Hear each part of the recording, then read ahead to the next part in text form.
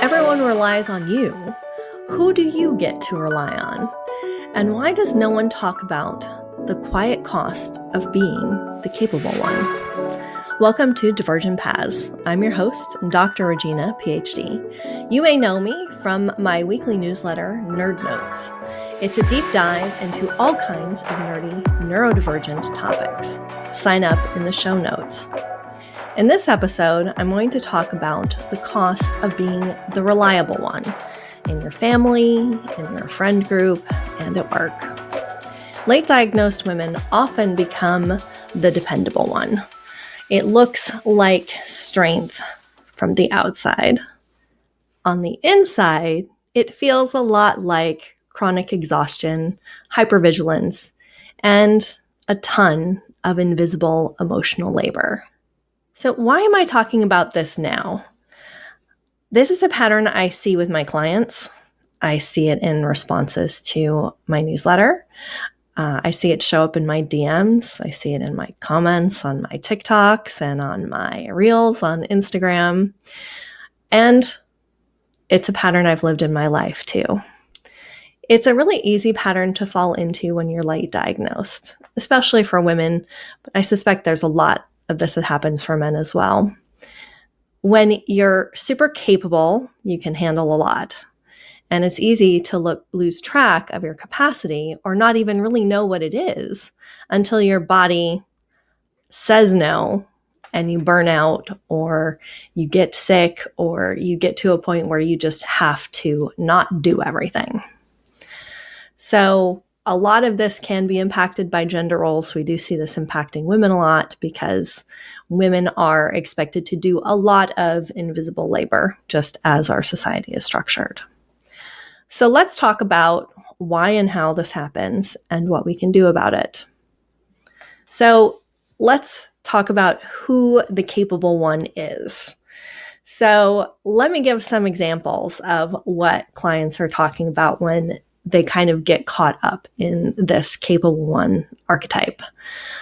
The person who always texts first, the person who anticipates needs, who checks in on their friends regularly, who knows what people need, who knows what their kids need, who knows what their partners may need sometimes before their partners or their other family members know themselves.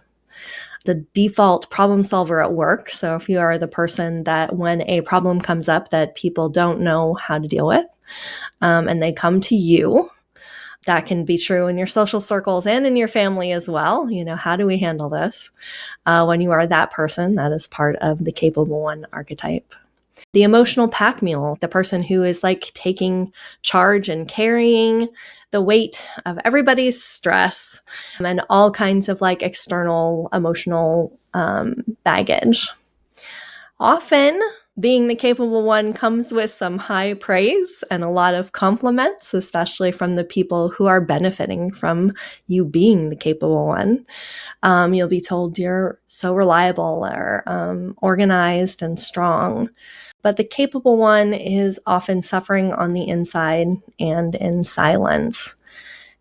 And we don't always choose to be the capable one. I definitely have taken this role on in my family for most of my life, and it was not something that I chose. It was something I was assigned and something that was a weight that was placed upon me versus something that I elected to take on. Why do we see this happening with a lot of neurodivergent women? A lot of this comes from our childhood and from childhood patterns and things that happened to reinforce these behaviors. If you're driving, don't do this, but if you're not, raise your hand if teachers loved you because you were such a great student, because you were so mature when you were younger. Maybe you were really good at reading when you were really young. Maybe you were really independent. Maybe you were really good at getting your math work done early or other things. Maybe there were pieces of, your education when you were in elementary school where you stood out in a very positive way. And that positive reinforcement from that environment kind of set the stage for this pattern. There is a lot of times where our hyperfocus gives us the capacity to do a lot in a very short amount of time. So we get called on to carry a lot because we can do a lot in a shortened and abbreviated amount of time.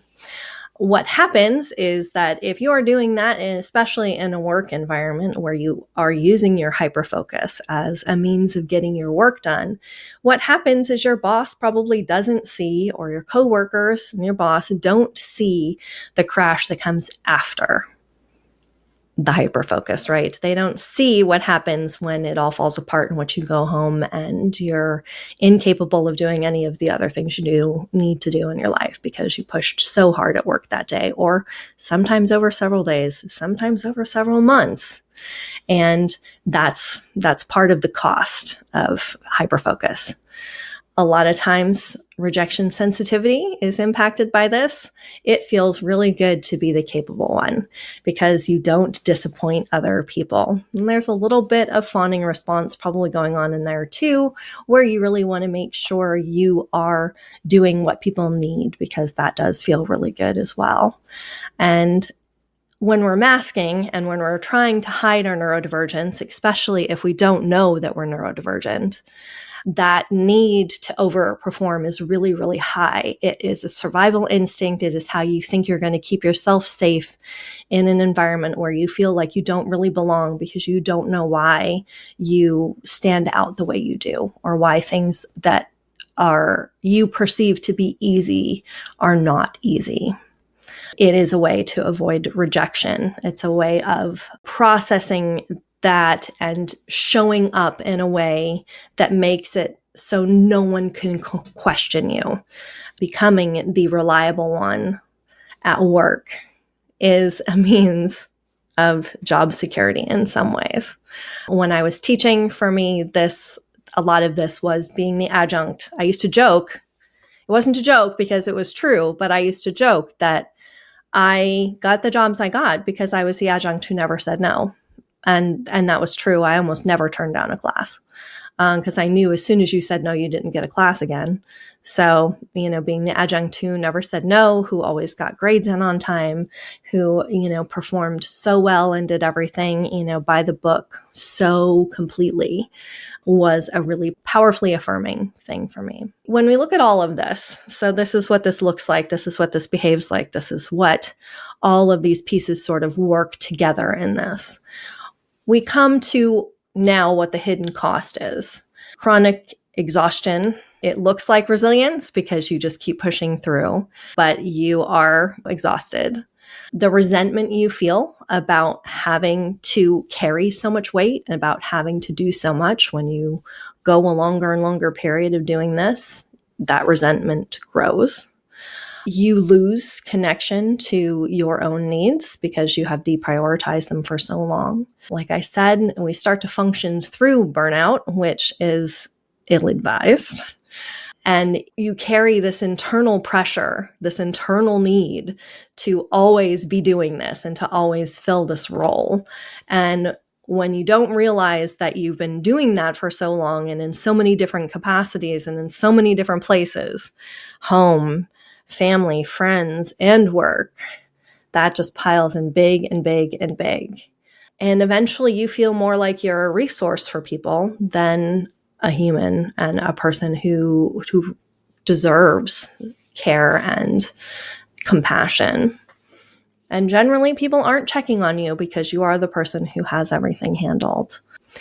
So let's talk a little bit about how this relates to something that I brought up in an episode recently, capability versus capacity. And I mentioned this in the start of the show. So here's our definitions. Capability is what you could do. It's what you are capable of doing.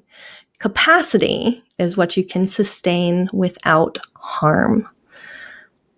Capability is what you can do. Capacity is what you can sustain without harm. Now, this is the really important piece I want you to take away from this episode. What you can sustain without harm. We don't often realize that we are operating at full capacity or beyond it.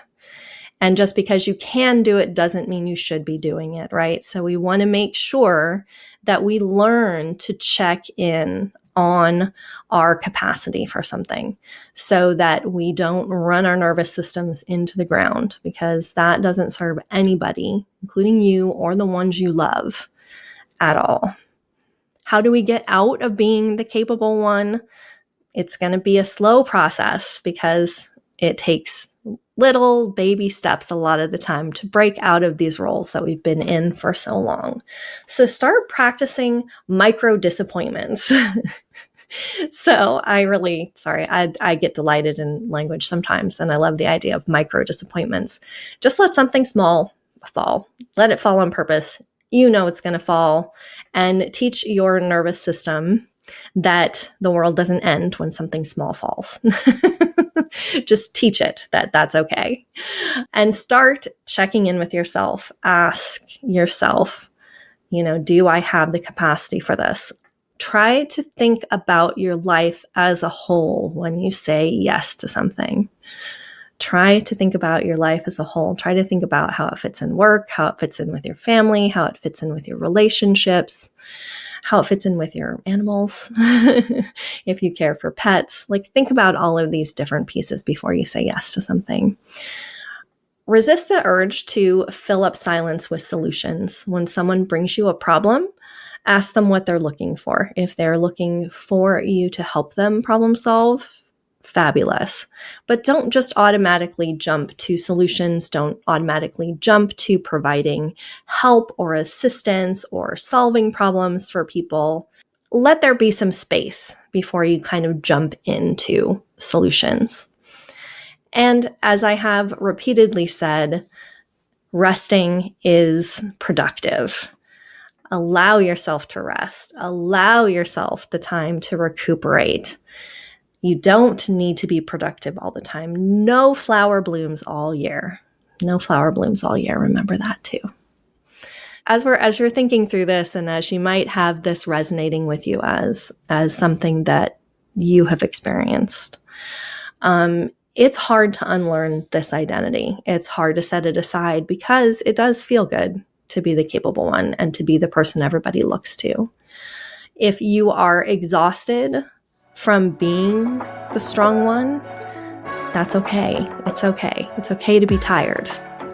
You deserve support. You deserve softness, and you deserve reciprocity. You deserve to get the kind of support you've provided to people throughout your life. If you're ready to start rewriting that story, book a clarity call and let's map your next steps together. Until next time, be gentle with yourself. You're doing better than you think.